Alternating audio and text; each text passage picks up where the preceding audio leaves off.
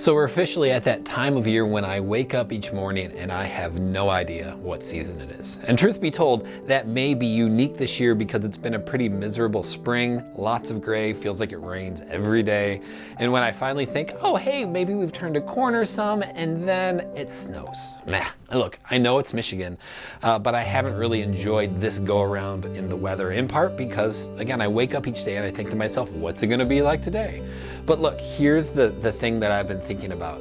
That experience feels deeply appropriate in the season after Easter. Easter for most of us tends to be a day, right? We think of it as a one-time affair. It's florals, an empty tomb, a resurrected Christ, songs of triumph, that kind of thing. Culturally, Easter often means something similar but different, right? It's pastels and bunnies for some reason. I've never figured that one out. And silly amounts of often like cheap chocolate candy, right? But in either camp, it's a day. It comes, it goes, and then we move on to the next thing, right? The next celebration season or event.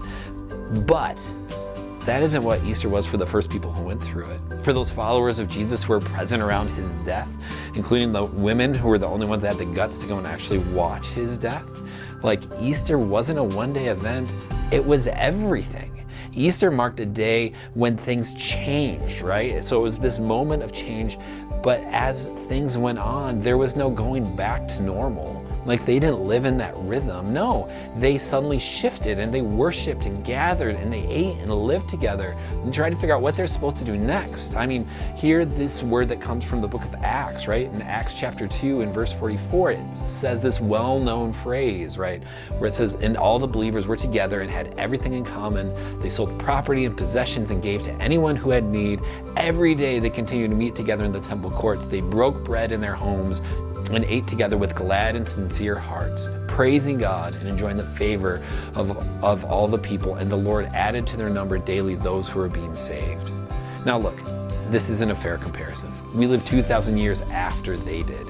Easter is a well-known thing for us, and Easter in 2022 doesn't have the same weight that Easter did in the year 32. But Easter is an invitation for us to take that moment seriously, to be reminded that living as an Easter people isn't a one-time affair, it's a transition into something else that's new and provoking. It isn't a performance, it's a deep call to sacrifice and live a life that's reflected of the cross that we bring to each day. Too often we undersell the gospel or we want to make it transactional, right? This is really our way to get into heaven, that kind of thing. But it's really something deeper. It's an invitation to live a different life, to listen deeply to God and invite him into our context.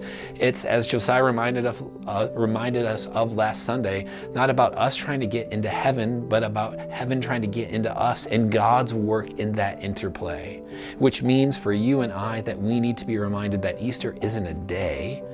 Easter is a life. It's a season. It's an invitation to have heaven come speak through us through the work of Christ in the Spirit, right? And so as we live in this season after Easter, when we wake up and we go, what's next? It's an invitation for us to invite that action and that prayer. Grace and peace, friends. Have a good week.